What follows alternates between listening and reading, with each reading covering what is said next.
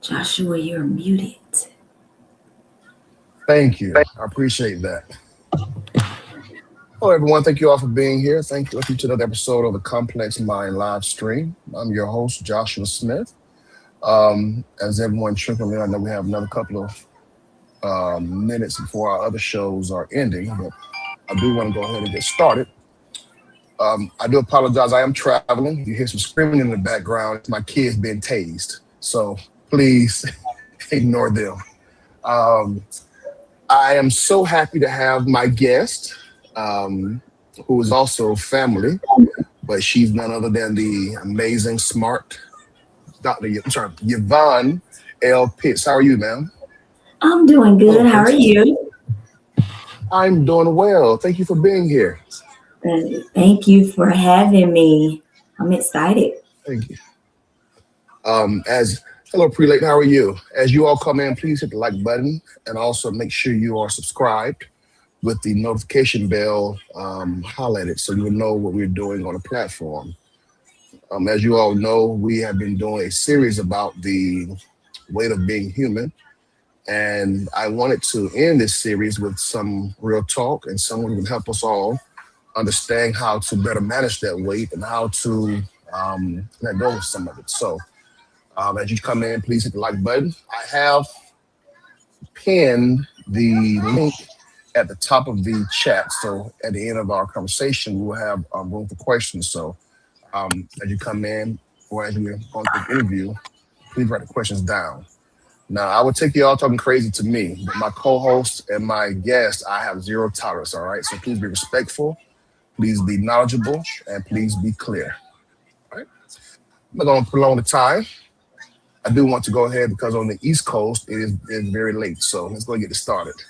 So, Ms. Pitts, tell us about yourself. What caused you to want to be a therapist, especially if you're in an industry or field where um, our culture isn't represented as well? Yeah, I've been in the field for 18 years this year, and licensed for 9.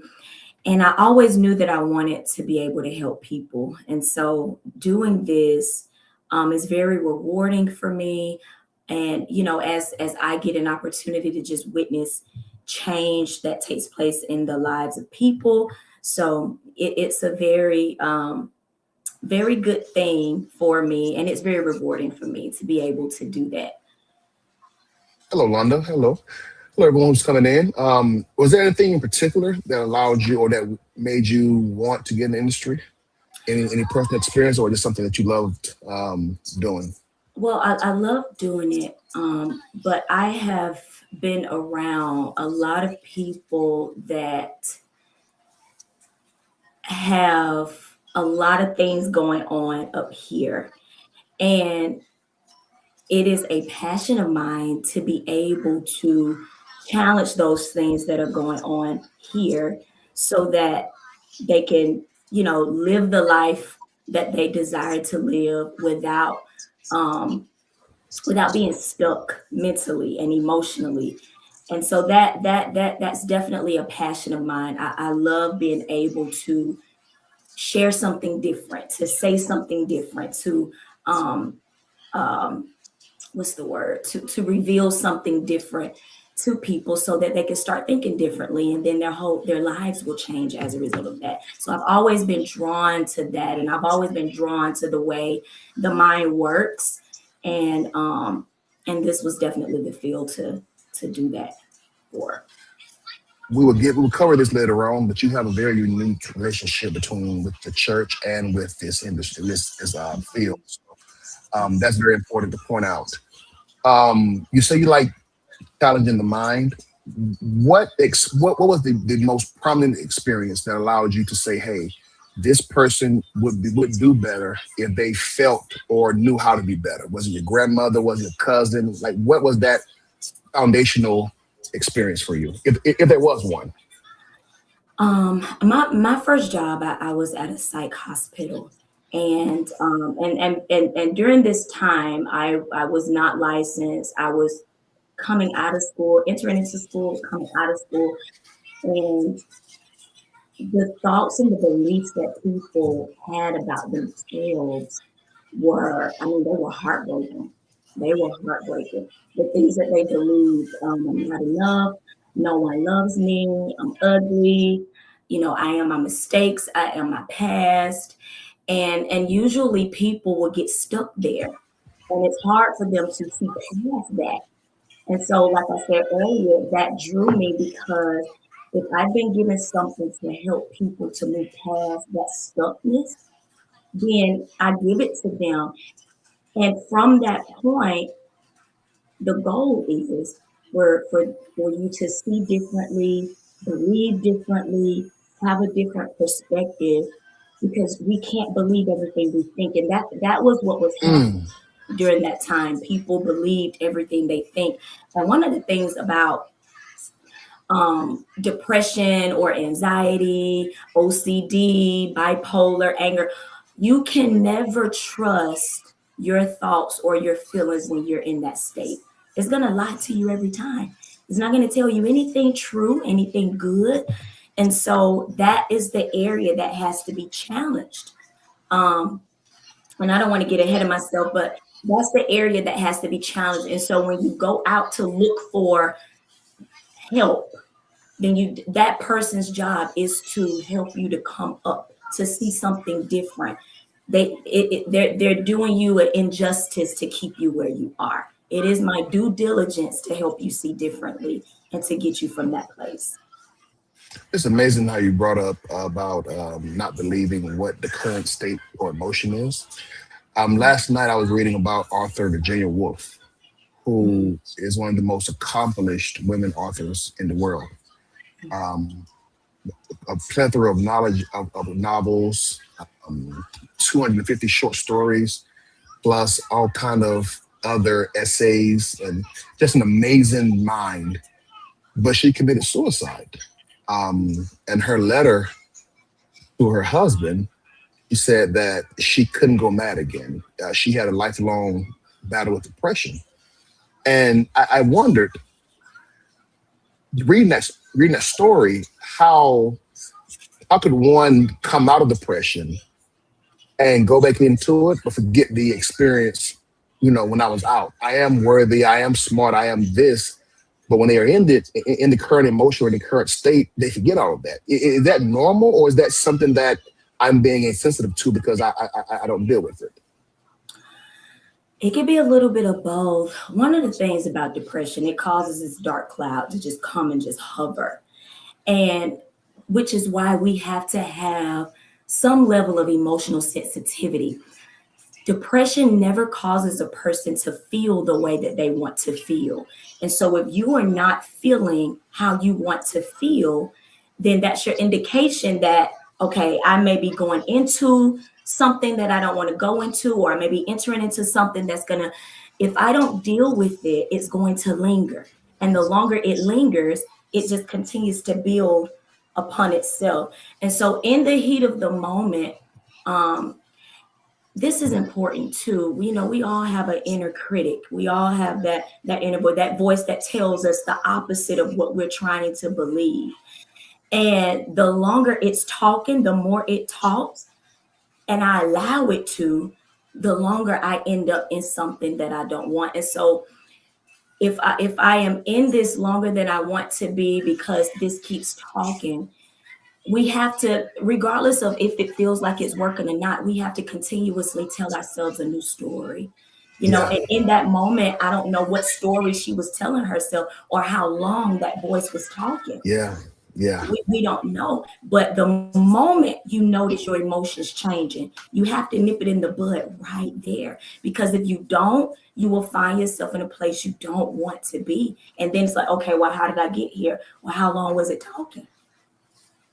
You know? That's I hear you say that. I think about Regina King's son, who Yeah. stated that he just got tired of talking, and a lot of time that come from, I'm talking, I'm revisiting this pain, but there's nothing. It's for naught. Nothing's being done. I'm not healing. I'm not getting better.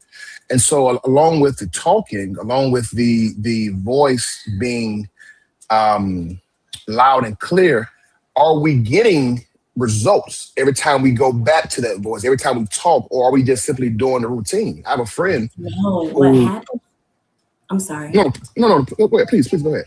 What happens is going back, you negatively are reinforcing the cycle. See, a cycle, it operates on sameness. It operates on sameness. So it just keeps going and going and going. And as long as I give it what it wants, it continues to keep going and going and going. Let me tell you, I'm reminded of, as kids, I feel like we enjoyed the merry-go-round at the playground because it made us dizzy. But it's representation of a cycle. It does nothing different. It does the same thing over and over and over again. Mm, But when we get tired of the merry-go-round, what do? We just jumped off of it. But we can't jump off it until we think differently first. See, everything yes. rises and falls here. We had to think about jumping off before jumping off. And so if I find myself in a vicious cycle of depression, a vicious cycle of anxiety, it goes back to this.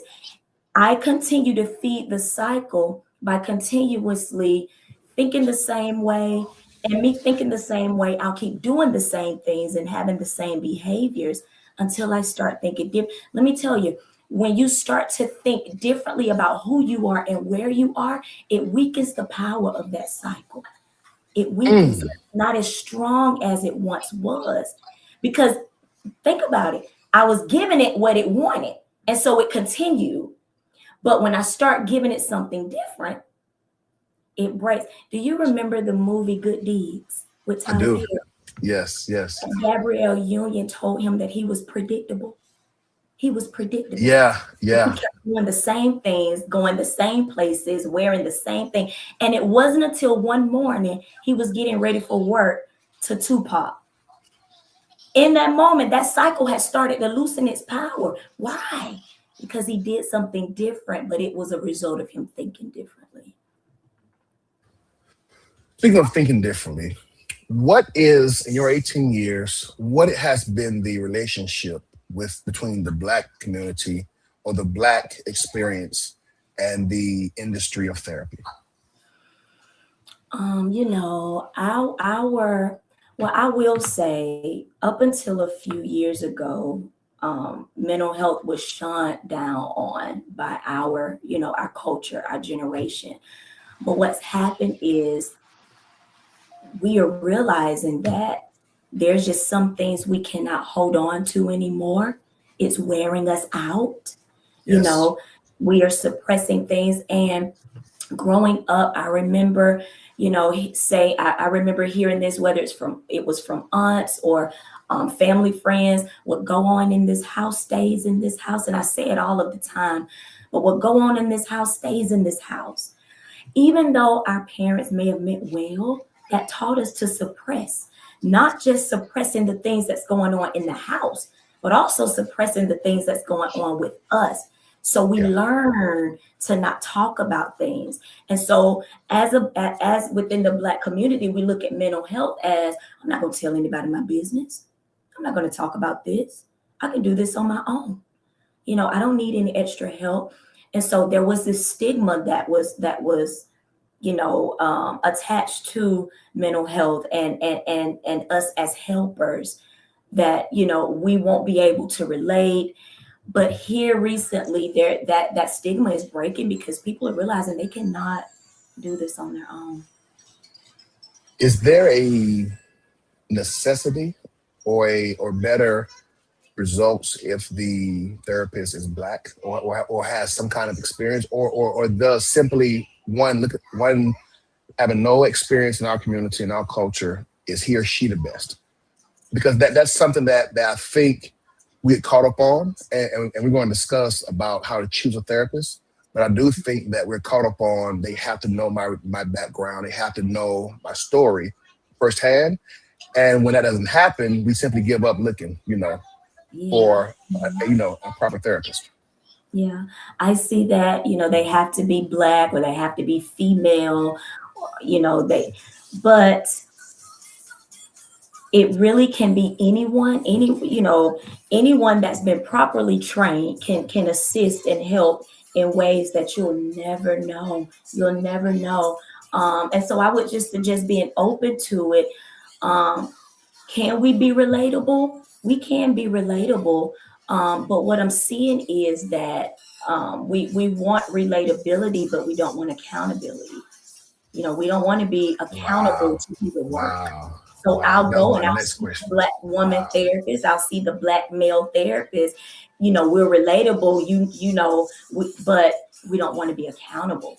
And so the therapist, black, white, Asian, mixed, a good one would be relatable, but they will also hold you accountable because this platform here is just this. They are not with you when the computer shuts down. They're not with you when you leave out of that therapy office. You have to put in the work to be better.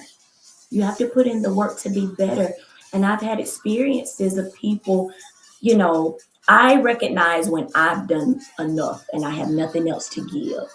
But you have those that 3, 4, 5 years, 6 years, and they're still in the same place because of relatability. And they don't want that accountability to do what needs to be done to get them out of where they are. That was a mouthful, then both personally and for the interview. Let's parse that.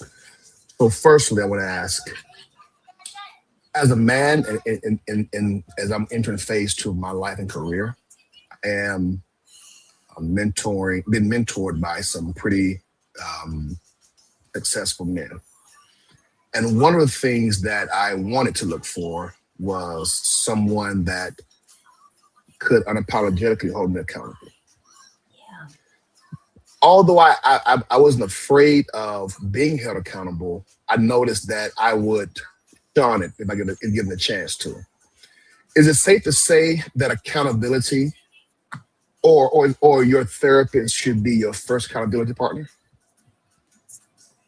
Or is that something Yes. that okay, go ahead. Yes, the therapist will hold you accountable for that space and time. But I also recommend having people in your life that can also hold you accountable. It doesn't have to be a bunch of people, but just one person, you letting them know what your journey is and what it is Yeah. that you're working towards, what your goals are.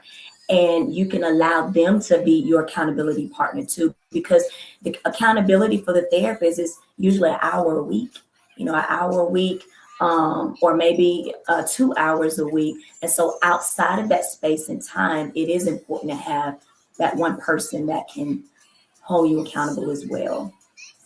Part If you two of feel that you need. question. Part two of that question. What should it say to us when we find ourselves shunning accountability? Is that a mental issue or character flaw, or does that reveal itself as fear or what? What is It's that, in your opinion? avoidance. It's avoidance. Because if I'm accountable, I got to confront things.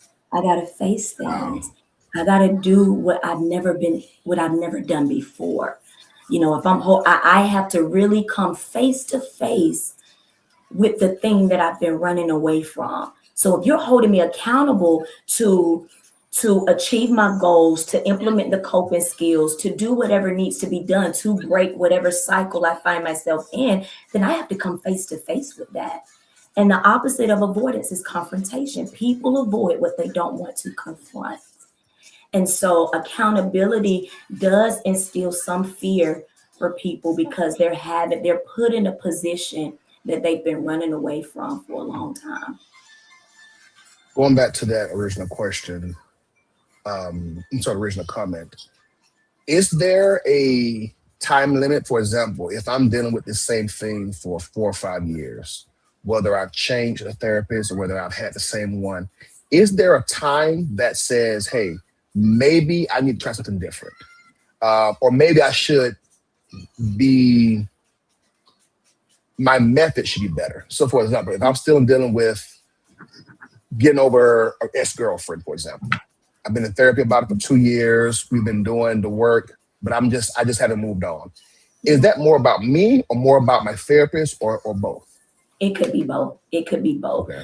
Because it may be that it's time to, I've seen it where people shift therapists, and this particular therapist have new methods, they have new strategies, The therapeutic alliance, there's alignment, and it works for them. I've had people that have been in therapy for years, and when they shifted over, we've been done in 6 months. So it just depends on, you know, what the person need. But yes, it could be both. But this person, this is a good point. This person may be able to carry you halfway, but they may not be able to carry you all the way.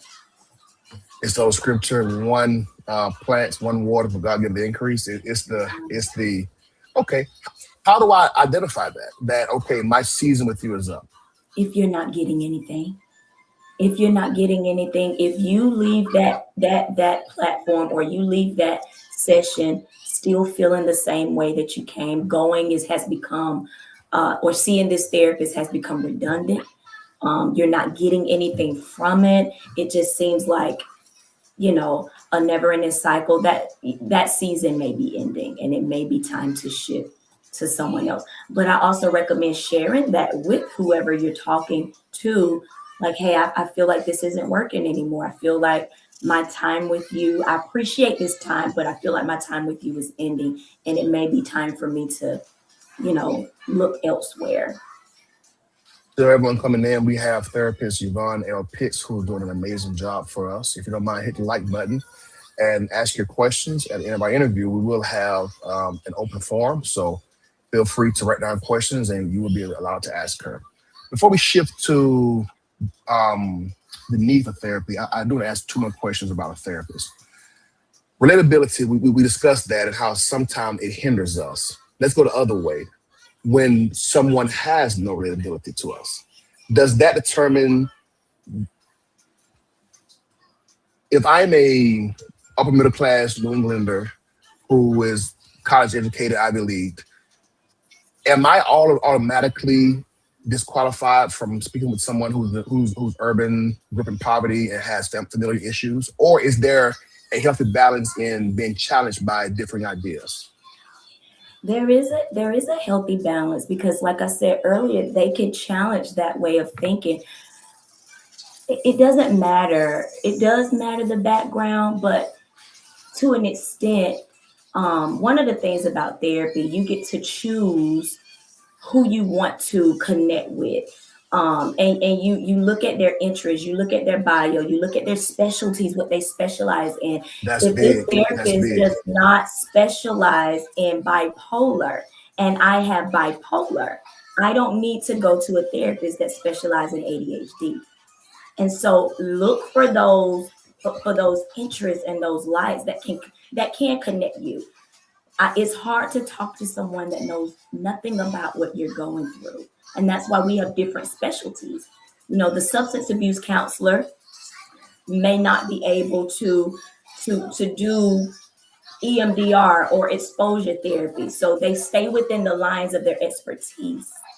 And so that kind of helps out the person that is seeking out the help. Look for their specialties. What are have been some obstacles as to why some other than just cultural fears or cultural abnormalities? What has been some barriers financially, insurance, access? Yeah. Definitely financial, insurance. You have these insurance companies now that do offer free sessions, and then after the free sessions, the person has to pay. So they don't make it easy. They don't make it easy to get That the part. help you need. It can be very expensive. Um, but they're also moving into, payment plans and different things like that. And you have some therapists that do pro bono for a certain amount of sessions. Um, and that's sometimes hard to find, but you will have some. But financial, oh, and then time constraints is another one as well. People not really having the time to invest in their mental health, working the 9 to 5, and then have to come home, be mom and dad, the busy schedules, sports.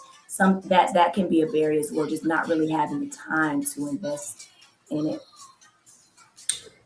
We have the prominence now of online therapy. Is there a Mhm. difference? Is one more advantageous than the other? as far as traditional therapy, face to face versus online? Face to face is I'm sorry, online is easy. It's convenient.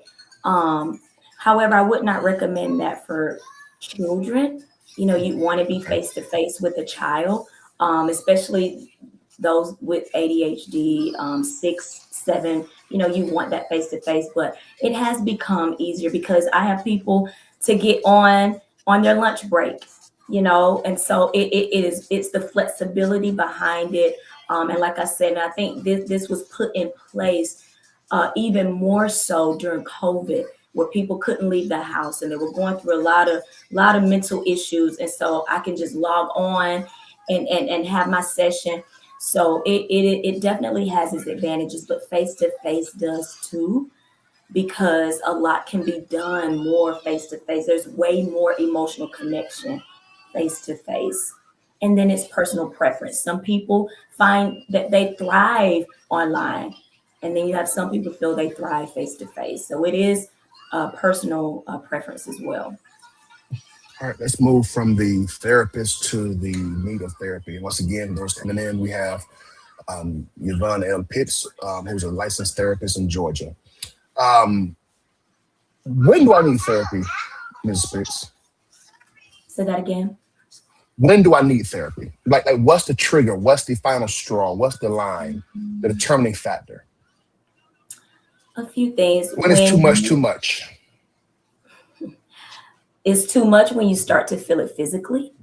Wow. What you've been holding on to, not talking about, suppressing, you're starting to feel it through your physical body. Another indicator is when you find yourself having reactions that you don't want. You continuously have reactions and responses that you don't want, and people may call you out on that. And it's like, oh, I do that. I'm still doing that. Maybe I need to talk to somebody about it. When we recognize that there are unresolved issues within, um, and when we just when it seems as though we're suppressing secrets, that's a good indication when you've gone through a traumatic experience, when you've gone through significant losses. I do understand people feel as though they can do it on their own, but when it becomes too much, overbearing, it may be good to dump that into a safe space. Let's unpack that. I'm currently writing a novel about a man who is experiencing a mental health crisis, but he's going every day through it every day. And I haven't experienced that, but from the guys I'm interviewing, I'm getting the same data. I'm withholding. I can't express this. I can't show this. So when you mentioned that I'm holding secrets, what does that mean to you? I'm holding on to things that I cannot talk about, or I feel like no one will understand. Good example, I've seen men, married men, I've counseled married men, and a lot of them feel as though if you grow up, if you are one that have grown up in a chaotic household or have gone through traumatic experiences, that's one thing. But now to enter into relationship with someone and still feel as though you don't have a voice. So I can't be the man of the house. I'm not able to be expressive. Um, that can so if it, and when I release, I'm not releasing in a safe space. What I share with you in my vulnerable moment is then possibly used against me, or you judge that, or you don't understand that. And so I take what I put out and I put it back in, and it stays there. And so now I conclude, well, no one will understand me. No, it's not no one, it's just that space that you put it out in. And so that can be re-traumatizing in itself. That's a whole thing, Joshua. Oh, the one thing that irks me is when you're asked to express yourself and Yes. you repeatedly express yourself, try different ways, and it's still not heard. You listened, but when you recite it back to me, you're not hearing what I'm saying. Yeah. And okay, well, maybe it's me. You try a different way, you try to, it's still not heard. Ah, that makes you. It irks me. Jason Wilson, who is now a new mentor of mine. By the way, if you have any men in your life, Jason Wilson is a gift to the kingdom. Um, he has a video out about being a safe space. Pardon me, my son. Yes, sir. Okay, okay. All right, have a seat, buddy. Okay. Um, about having a safe space and knowing when it's not a safe space, especially with men. But this goes for anyone. Sometimes people use our vulnerability as a war tactic to use against us. And then sometimes people use it as a something to jeer at or judge you with. How to identify safe spaces? What does it look like? One of the things, as you were talking, I was thinking about, when we communicate, you have a sender and you have a receiver. And so if I'm on the receiving end and you're telling me that I'm not a safe space, a good question to ask is, what do you consider safe? What is your definition of safe? It's not a Safe could one size fit all. It's personal. It's It's the for scope. me, right? It That's is good. for That's me. good. What do you consider safe? And I in that and now I take what you say, because safe for one person could be just listening without advice. I just need to vent. That could be safe. Safe for another person could be giving me advice, allowing me to look um, uh, a different way, look at this thing a different way. Another safe space could be just giving me the validation. I'm coming to you because I need to be affirmed. So safe can look different for different people, and it's good to communicate to that, because what happen is you'll continue to communicate, share, and express in spaces that are dangerous until you exhaust yourself out. And now I'm putting all that back within, and I look at everybody unsafe. But like I said, it's not everybody. It was just that space. So communicate what safe is to you. What does that? How do you define safe? Because it has to be, because the person that's on the receiving end, they may not know. And that's another point too. Don't go into a conversation assuming that they know, because they may not know. And so you have to communicate that. And so if they Wow. respond in a way that you don't like, well, did they know? So it's a sender and a receiver, sender and a receiver. And you both have to be on the same page, because if not, there will be a breach in the communication. There will be a misalignment. Express your needs and your wants, and they need to do the same thing.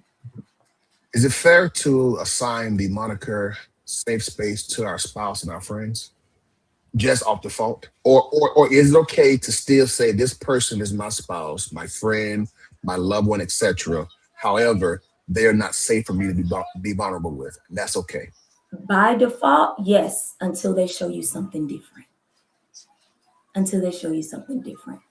I would want my spouse to be my safe space. Yeah. I would want my best friend to be my safe space. I would want my mother to be my safe space. But when they show you that they can't be, then that gives us the wisdom and the strategy that we need. Okay, I don't need to, there's certain things I don't need to share with you, because you've shown me that you can't be safe for me. So by default, I think we all do that until we're shown something different.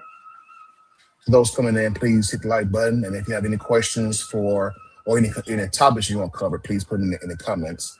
Um, so we're now dealing with when do I need therapy?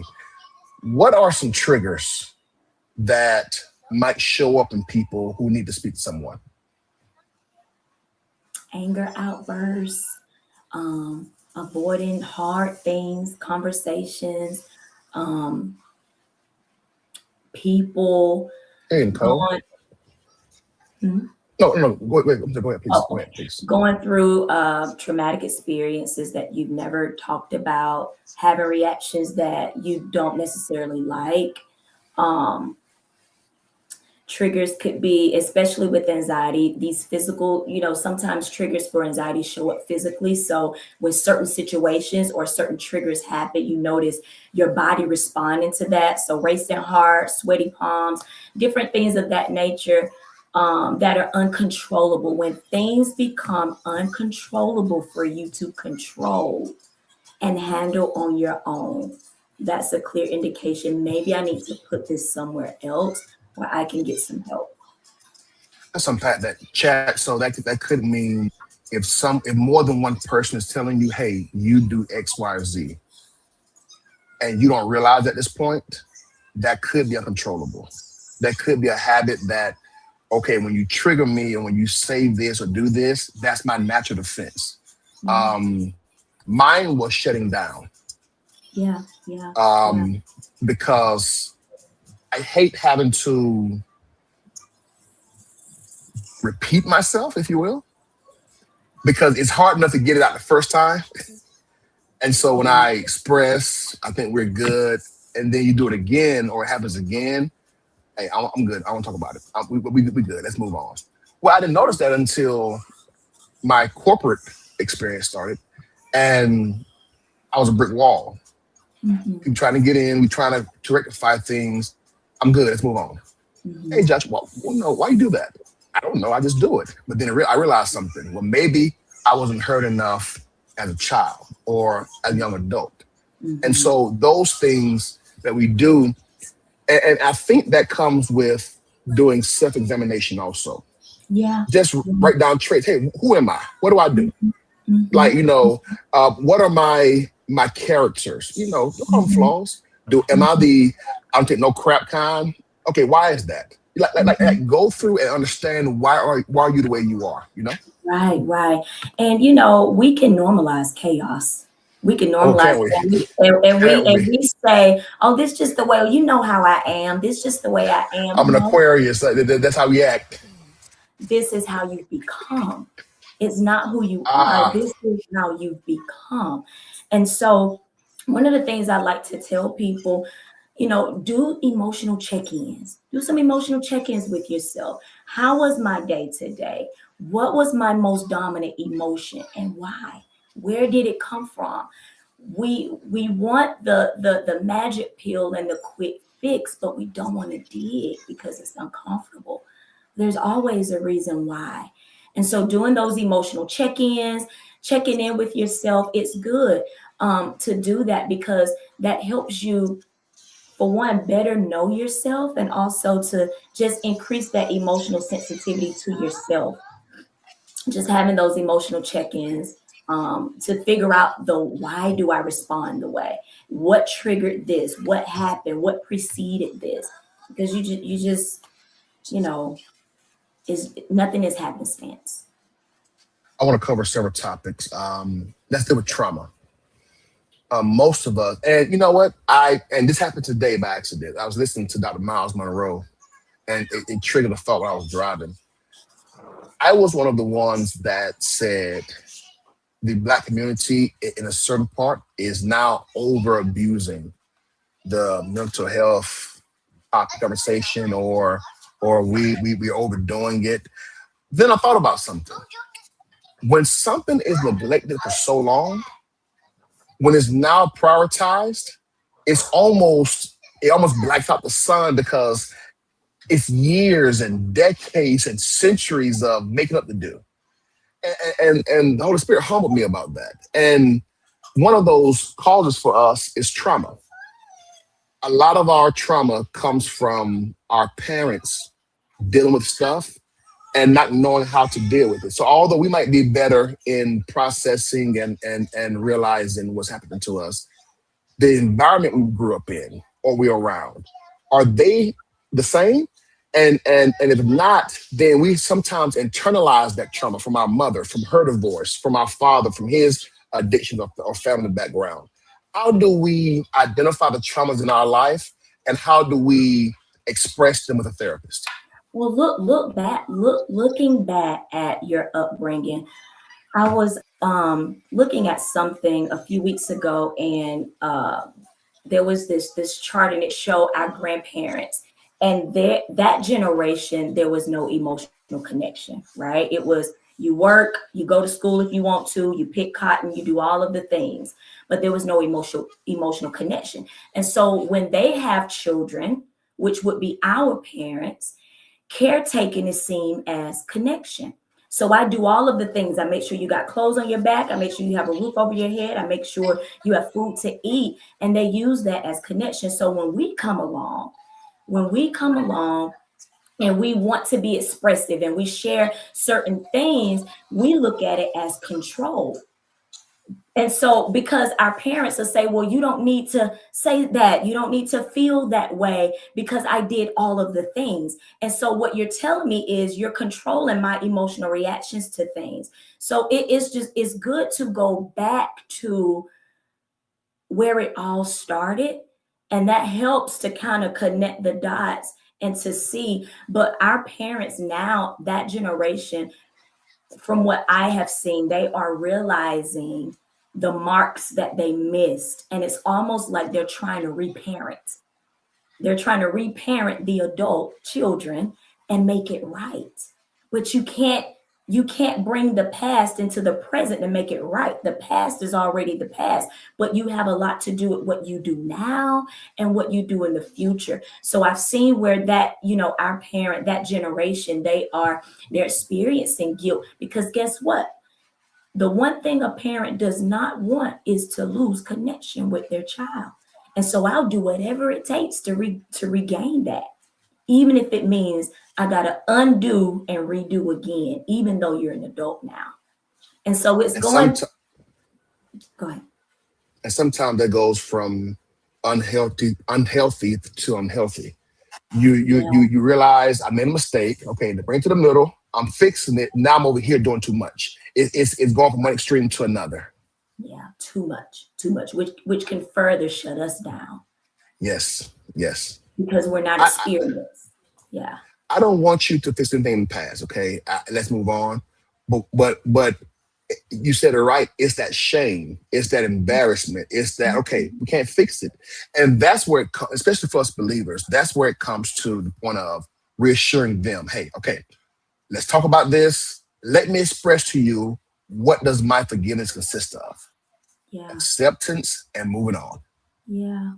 If you leave it hanging, what happens is they try to overcompensate. I have a family member now. I won't call the relation, but he can't talk to me. Mm-hmm. Not because I'm not open, I don't want to. It's full of shame. And I've tried to express, hey, bro, let's move on, man. He just can't. And so that's his burden to bear now. But I've seen that firsthand, Yeah. And you mentioned that forgiveness, it is being willing to let go. And you're not doing another person a favor. You're doing yourself the favor. But it's just being willing to let it go. But that guilt, that shame, but it tears you up. It tears you up. And then, so again, the decision has to be made to be willing to let that go. Let me tell you, there is a lot of people are dealing and struggling with the past in present day, to where they're not present anymore. They're dealing with the past. The past has no place in the present. We literally have to go back in the past and bring it into our now. And there's so much friction, and I can't move forward because of that. And so when we talk, like earlier when you mentioned being able to get the therapy, at what point, that would be a good point to deal with the past so that we can put it in its proper place, because there's two different timelines are fighting each other, past and present. And so we can't fully be present in the present when we're fighting the past. And so, but yeah, let's put it this. I'm sorry, go ahead. Let's put it this way, chat. Imagine you had a lost loved one who passed, and you realize, oh snap, I didn't go to dinner with them. You now go and dig them up. And I don't mean to be vulgar, but I want to make this life. Mm-hmm. And you dress them up trying to reconnect. It's over. You can't. And your efforts now seems gory, but yet futile. Because why? Hey, Jesse, what's up, brother? Because why? it's done. You have to move on. And a lot of us, I've seen who I've spoken with, I've coached, they just can't seem to grasp that. Yeah. You can't make up for lost time. You can't remake lost money. You can't remake lost friendships. It is what it is. That's the beautiful part of life and the painful part of life. When those sands of time cover it, it's buried forever. Go ahead. And that is what resisting reality looks like. I cannot Oh, like the say that sky again. being blue, Oh, but just because I don't like it and I resist it and I fight against it doesn't change the reality that it's still blue. But that's what resisting reality is. It's just like a divorce. These people with a wife, for instance, she's gone on, she's living a new life, but yet the husband is here thinking she's just going through a phase, thinking she's gonna come back. That's resisting reality. yeah, And guess what? reality. That increases emotional suffering. It increases emotional. So I make it worse for me when I don't accept. Yeah. Resisting reality. Hmm. I never heard it quite put that way before. Yeah. How do you accept reality when you don't want to accept it? Like what? Like do you go punch a wall? Do you go Let somewhere and me cry, get let drunk? me What do you tell do? you. Acceptance is a process. It is a process. Um, and but this is what acceptance means. Acceptance doesn't mean I gotta like it. It doesn't mean I gotta agree with it. It doesn't mean I approve. It is I accept that I can't change it. And that is hard. Even acceptance is literally the last stage of grief because it's hard for people to accept this person is gone, they're not coming back. But when it comes to, relationships and things that literally the period is there, we have to accept it because not accepting, like I said, it increases our emotional suffering. We add to the anxiety, we add more weights and more pressure because the reality is if it was meant to be different, it would be different. But I can fight against and I can resist reality all I want.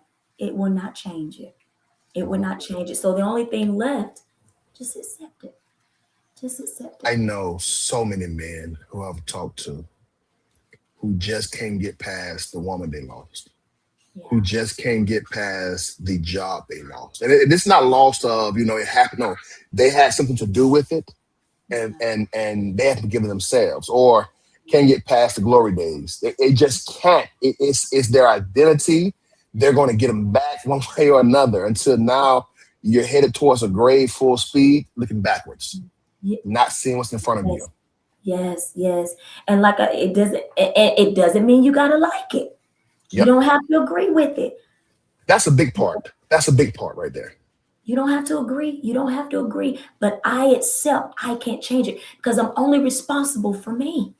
I am only in control of me. I cannot control what another person chooses to do, and so I have to accept that. So then is acceptance is the first step of acceptance and humility? Losing that controlling factor, losing that my will, my desire must be met. Taking that power away. You releasing your hands off of it and say, you know what? You come to the end of yourself and you take your hands off of it. It is a very humble experience because we believe in a lot of things and we put Yeah. we put our faith in a lot of things. But when it comes to another person's will and what they literally choose to do, we can't take that from them. We can't take that from them. And so it's a humbling experience. Let me take my hands off of this because what ends up happening is we can lose ourselves in that and then we rob them of their individuality. We have to allow people to be who they are and you have to meet them where you are, where they are. I was listening to this video and the man was talking about how expectation is the root to suffering. Why? Because we get angry because we expect people to act a certain way. Yep. But again, I need to accept you and meet you where you are until you show me something different. And acceptance, it can be very freeing and healing because I'm no longer carrying the weight of trying to control something that I'm not meant to control. The Buddhists say the beginning of suffering is when you try to keep things the way they are. Most Yeah. times we find ourselves want to keep things within our approval, within the boundaries Mhm. of our acceptance. Mhm. Let's move from trauma to grief then, because and you and I discussed this when we talked on the phone about setting this interview up. Grief then is all in our culture is always assigned to death, the death of a loved one, the death Mhm. of mother or father. Well, Mhm. grief is more than that. Grief is sometimes having to accept things I don't want to accept. Yeah. Deal with that if you don't mind a little bit about Mhm. what is grief and how do we categorize it correctly. Yeah.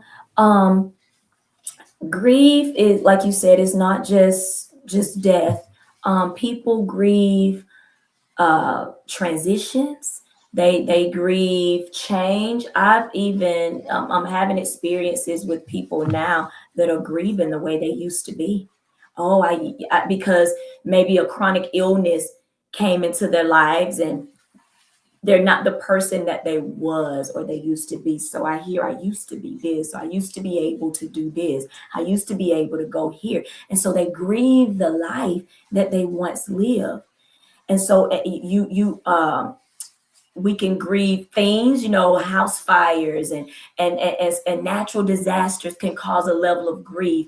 And we've seen a lot of that going on in the world. So grief is just not limited to a life. It can be things, it can be identities, it can be um separations, it can be moving, it can be, just losses. It's not limited. And we'll go through all of the same feelings, as Yeah. though it is a person. We'll go through the denial. We'll go through the depression. We'll go through the bargaining, but we'll end up, for some people, at acceptance. So yeah, Oh, it's just. I'm sorry. Go ahead. no, no, please finish. Please finish.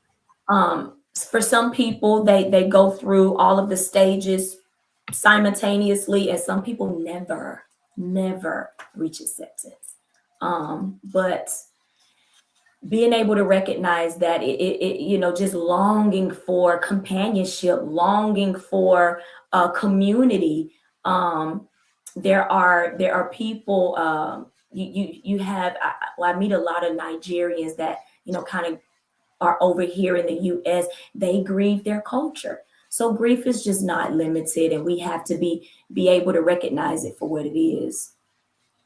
So then, in order to be a good neighbor, a good family member, a good husband, a good spouse, or good father, or whatever it is, we have to not put our parameters on grief. So, for example, Yeah. 17-year-old boy get a heartbreak. Hey man, bro, they ain't nothing, man. But put our experience on that. No, no, that's his experience. That's his lived experience. Mm, And help him walk through his lived experience. yes. Yeah. I think, and this goes to what I like to call the community therapist, the brother, the sister, the friend, those that are not licensed like yourself, but have good advice to give based on lived experience. A lot of those people mean well, but if they can't see it or see themselves going through it, then they minimize it as Oh, if it's nothing. yeah. And just because you're not walking in my shoes doesn't make my experiences any less. Amen. I feel how I feel, and I feel validated in this.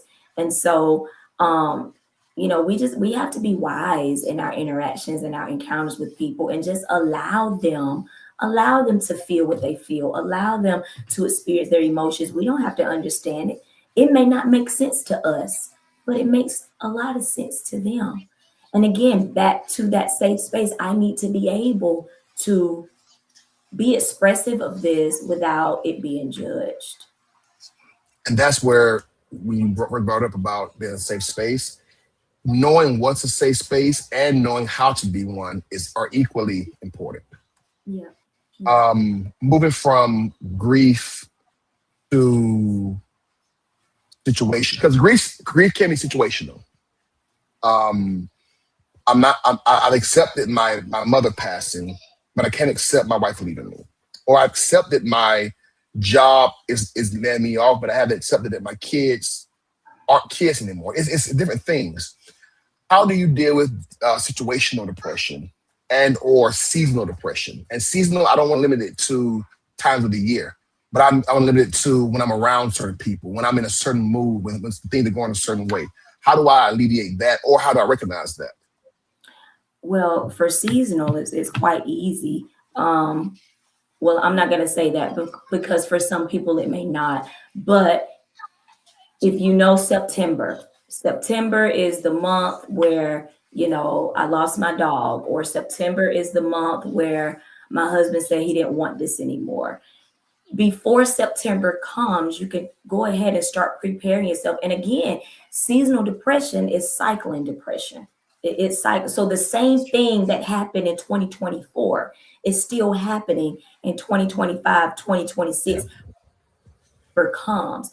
And so recognizing though what those pattern behaviors are, and which are those things that you don't want. What can I do differently this year that I didn't do last year? How can I think differently this year than I did last year? And like we were talking earlier about cycles, that helps to break the cycle and weaken the power of it, because I am implementing something totally new. We know September is coming, so I can Yeah. go Yeah. ahead and prepare. That's actually an emotional regulation skill called cope ahead, where you prepare yourself ahead of time for whatever emotion may come up during that time. You've That's already good. prepared for it. Hope ahead. Yeah. So if I know my mom triggers me, for example, but I have to go home to whatever, rather than waiting for it to happen, prepare now. You're saying, or if Mhm. I know something's okay, I like that. Cope ahead. Cope Yeah. ahead. Because we do the same Um, thing for job interviews. We prepare for we our sure do. interview. We So sure you do do. the same thing for your emotions. Um, on that seasonal depression or seasonal dealings, it also could mean too relationships. If I know that at a certain point in dealing with a friend or a significant other, if when things get kind of rocky, I always flee, then that's something I have to recognize. In the last three girlfriends, three boyfriends, I've always shut down and left when it got hard. Okay, why do I do that? It's that cycle. So, chat, whatever the cycle is, whatever you find yourself doing repeatedly at a certain phase in life, at a certain time in life, or situation in life, we have to fix that. We have to fix that. And we have Hope to and ahead. we have to ask ourselves the hard questions. Why do I do that? Why am I doing this? Some people use it as a form of protection, but protection from what? From what? Yes, yes. So yeah. Looking at Prince's comment, is December for me. And also, as we wind down, if you want to ask a question, go ahead and hit the link, please. So we don't prolong Mrs. Pitts. It's December for me. Lost my dad in December. I try to go with a better attitude.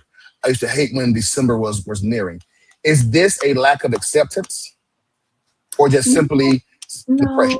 No, it's just the depression, and also and December, these months reminds us of these memories we had with the person. It reminds us. And but focusing on the good memories that we have, it doesn't necessarily have to be something we dread. Different perspective. I can actually get to a place where I look forward to this, because I will use this month to celebrate him, to go on a trip, to do something that gets me out of this cycle. It doesn't have to be something that I dread. It can be something that can be celebrated. Yeah. You're muted. I'm sorry, Jesse online, who's crazy by the way, something really wrong with him, but he has a good question here. He said, March for me, I don't understand why. I always really get really low during this month. Is it the weather? Is that something that's real? Seasonal depression, like the rain, the winter? There's no evidence to back that up. Not Okay. not no. And I really feel like he needs to really do some digging because something significant happened in March. What is it about March? What is it about March? You have sunny skies, we got a little pollen, but what is it about March? And that may be something he would need to look at or Two delve. things. Two things. I'm a huge proponent of fasting, and my story here consists of two: the sun and the fasting. It was a guy who had enough, lifelong depression. He gonna kill himself. He was too fearful to blow his brains out. So what he did was, I'm going into a room and I'm going to starve myself to death. Well, by day 3 of not eating, he had this clarity. Oh, I want to live. I want to do better. I want, he had this clarity. And he now has a platform. He had a platform where he says the sunlight, touching grass, community, meeting people, fast, like these things are God-given ways to help our brain, our emotional Oh yeah. patterns. Oh yeah. It it is it helps you to stay present. Environment is powerful. It is Powerful, very powerful, powerful. very. There was someone I was working with. He was in one environment, and this particular environment was very dark. I think the mother had some depression, so it was dark. There was nothing to do. It was very poverty stricken. Well, when he would go to another environment, which was a family member, you had lights, you had colors. It was a bigger space, windows. It did significant. It made a significant impact in how he saw himself. Hmm. How he saw himself, and it had a significant impact in his mood. So our environment is important. It can help or hurt. So environmental, looking at some environmental things too that could very well be opening the door for certain things.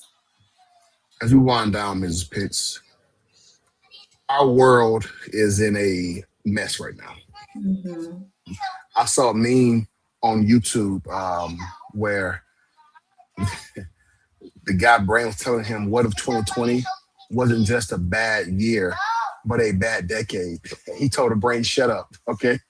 Yeah. It appears that this has been a very unique 6 years. Yeah. And now we're having the threat of war. We're having the um, economy is looking crazy. We are seeing AI happen. Two questions. How do we protect ourselves, our mental health in this space while accepting reality? And then secondly, how do we navigate these times? Both Yeah. as believers and as a human that feels, tastes, touch things. Well, for one, you definitely got to stay anchored. You got to stay anchored in the one that made you, the one that Come on. created you. Come on. Um, and in spite of what's going on, you have to believe, trust, and believe that He got you, and He's not going to allow anything to harm us. Um, and also, what we give our attention to will become bigger in our lives. So we have to really be the best guard and gatekeeper over our ears and what we give our attention to. Um, because there are people that are wasting a lot of time and days and hours on social media, on the news. I understand wanting to know what's going on, but when it gets to the point to where it's consuming you and you can't, and you're not living a fulfilled life, then it's time to take a step back to protect your mental health, to protect your mind, taking a step back, and to protect your emotions, because it's easy to get sucked into a lot of that we forget, you know, the main thing. And so definitely trusting and depending on God for the strength, for the clarity, for the strategy, and protecting our mental health by really monitoring what we are spending hours on and giving our attention Hours. to hours. Hours. That doesn't mean nothing. And it's draining our vitality when we're Yes. spending hours on CNN. See, I love social. I left social media early last year, and I didn't realize how.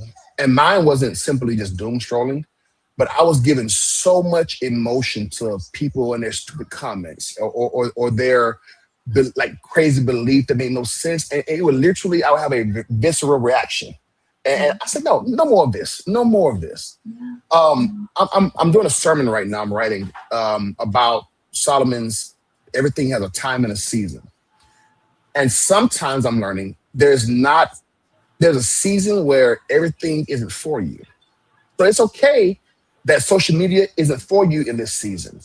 It's Right. okay that that reality TV isn't for you. It's nothing wrong with necessarily the item or the object itself. It's just in my season, I can't carry this. I can't Yes. experience this. Yes. Yes. Because I need to heal and I need to go to another Yes, place, and this is yes, yes. interfering with that. Yeah. Yeah. So we have It, to it, prioritize. it we think that things are innocuous and they're not. Things matter. Um, Music matter. If you're going through a rough time in your marriage, turn off Glorilla, all right? Go turn off certain things. Like everything has to be reevaluated in every season we're going through. I'm learning that. Right now, I'm in a season of growth and changing who I am. And I'm having to shed a lot of things because it's them one, they're too comfortable, but they also are draining me, draining the focus I have. And I'm a proponent on that. I have a friend of mine who is going through a rough time in his college career, and he wants to still be able to have a social life, go out, go to the game on Friday or Saturdays, go to the club or whatever. I said, bruh, take time for that, man. But what about balance, bruh? Sometimes balance is focusing on one thing. That's your balance. Yeah. Yeah. Is it something that you recommend when you counsel people to tell them, hey, remove this right now or Yeah. table this right now? Yeah. Yeah. Work-life balance.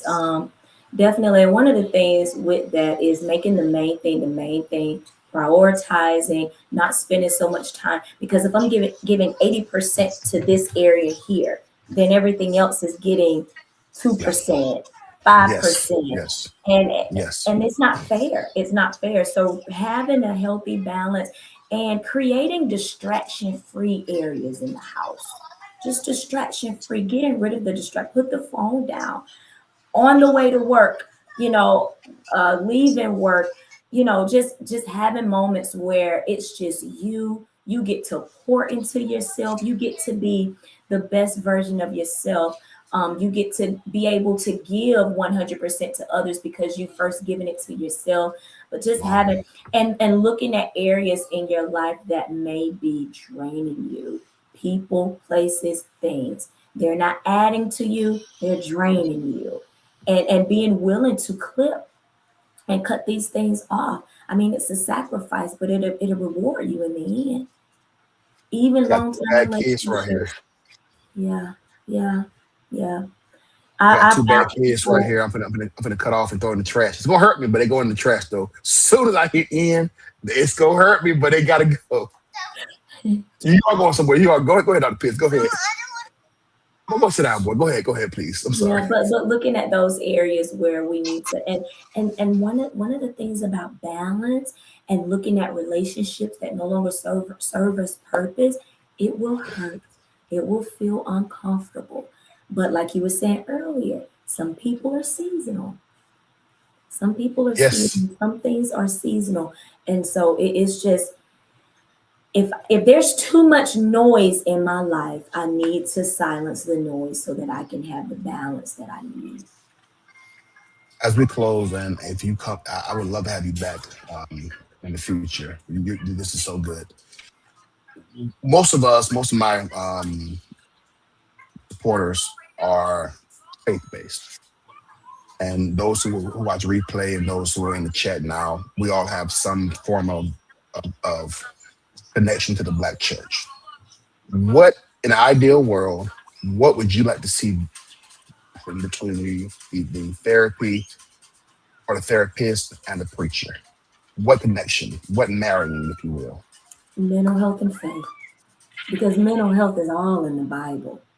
Mental It health and is. faith. It And is. so just being able to have that connection, and again, it, having that connection and not, a lot of shunning down the mental health community, but just connecting people with the right people that can help them. Therapy is a strategy. It's a strategy. It's not, it's not your it's not God. It's not God, but it is a strategy created by him. Yep. And he have people in place that can help you get to where you need to be.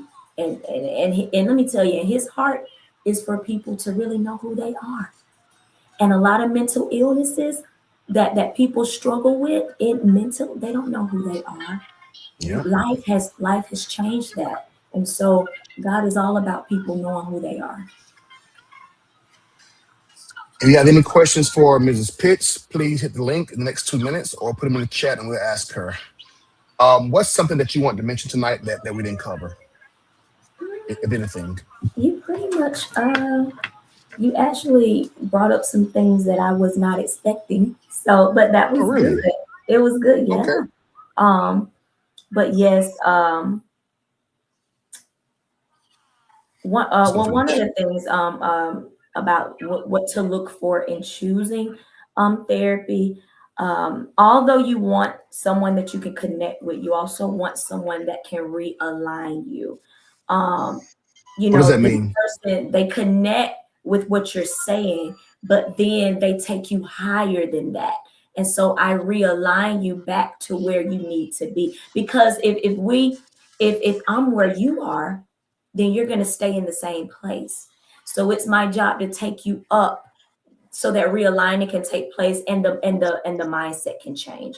New perspectives, new way of looking, that's realignment. So you want someone you can connect with, but also one that can take you higher than that. And it's the job of the clinician to show you something different. Is there a time limit on how long you should be in therapy? Um, Not necessarily a time limit. Once you realize you've gotten what you need, then maybe it's time to end it. I have people that I see once a month. I have people that I see every 2 months. And then there are people that are as needed. There are people that are weekly. There are people. But I really feel as though once you learn the tools and the strategies, and you're implementing that and you're seeing the fruit in your life, yeah, there's no time limit to that. You can get what you need in 6 months. You can get what you need Yeah. in 3 months. What are your thoughts on just Uh, prayer? uh, Go back up. Please also emphasize that therapy is not the therapist doing voodoo on you. It's a two-way Oh, street. no. It's you also doing the work. It's you also facing reality. It's you also, putting your efforts in. Yeah, yeah. And we are not God. We are not Yeah. God. He uses, we are channels that he used. But at the end of the day, you have to do the work. I can give you the tools, I can give you the skills and the strategies. You have to implement that to see change in your life. And you have to be consistent. What are your thoughts on just pray it away? Strong leave and you can pray and have a therapist. You Yes. can pray about a therapist, and God is send you the right one. He can connect you with the right one. But there are things that require dealing with the root, and a good therapist will get down to the root and help you heal. Yep. And God, and prayer can connect you to that. How would you know what type of therapy if you're dealing with trauma and grief? You have trauma focused CBT therapy, regular CBT, which is cognitive behavior therapy, and then you have DBT. They both help with trauma. So those are some, and also some exposure therapy as well. That helps one to face certain fears surrounding that trauma. Um, Another in our chat, she's a caregiver. And here in Louisiana, I'm trying to lobby for at least some kind of conversation on the state supporting caregivers. How would you advise someone who's going through that mental turmoil of caregiving for a spouse, a mother, whoever? How should they approach therapy, or how should they protect their mental health in that season? Yeah, I would suggest reaching out to someone to help you not only navigate it, but to help you to take care of yourself too, because we cannot do that all while helping someone else. So some self-care strategy, you cannot pour from an empty cup, and that can be exhausting. My dad, my mom, they were caregivers for my granddad, and they were exhausted, and so they had to find ways to pour back into themselves, um, because you can enter burnout very quickly because you're Yes, not doing that. So yes. yeah. Thank you so much for this. Oh, you're And welcome. I have four things that I'm going to sit down and journal. Oh, journaling. Um, I've been journaling now for about 10 years. Is that a something you advise as far as Mhm, writing your feelings out when you can't mhm. get to anyone? Yeah, it's an expressive technique. You're getting it out, even if it's not verbal. So you're getting it out. It's no longer in. You're getting it out. So it's very good. A good expressive technique for people to get out some things that they may never say, but it's out and it's healthy. Yeah. Well, she's family. She's my cousin, so I have access to her, and I do want to bring you on in the future. But thank you so much, ma'am. I really You're appreciate this, welcome. You're and welcome. I pray that God give you favor as you are helping our community primarily Thank you. overcome these deep, deep wounds, sometimes generational wounds. Thank you. Yes. Yes. Well, any last words? No, I just want to say thank you for having me on, and I pray that I was able to give some good nuggets and help those that were online tonight. So thank you for having me. My pleasure. See you next time. All right, bye. Bye bye. Wasn't that amazing? Come here, y'all. Come here, both of y'all. Come here. Come here. Come here. Got two big rats. I'm about to throw in the trash. Oh, if you want some kids, they you can have them. Sit down, hush. Be trying to be quiet. Sit down. Um, that was good. I wanted to cover that because a lot of us are being introduced to therapy via social media or via sometimes third party advice or experience, and we haven't really had the opportunity to speak to someone about what it means for us. But I'm so glad Mrs. Pitts came on. She's licensed in Georgia, but her advice is simpatico with the whole country. We all are going through the same thing: grief, trauma, trying to rectify situations, trying to accept things for what they are, relational issues. Um, and I'm happy that she was able to touch on some of those things, especially the church and how we are conditioned to think that all we need is God. Well, sometimes God shows himself in resources and other avenues. So if I'm hungry, I need God in food. If I'm hungry, I don't need to pray. I need to find some food. And a lot of times we are dealing with things, praying, trying to pray them away when God is saying, okay, I've given the resource to or the education to this person right here. Go and seek help. So um, I'm grateful. And I do want to, I'm not a mental health expert, but I do want to acknowledge that this primarily is a trying time. And for some people, it has been a lifetime of trying times. And so as we think about how to grow, how to be better, I do want us to discuss how to clean up my mental hygiene, to quote Manasseh Jordan, how to clean up my emotional hygiene. and how to navigate these seasons in which I'm growing.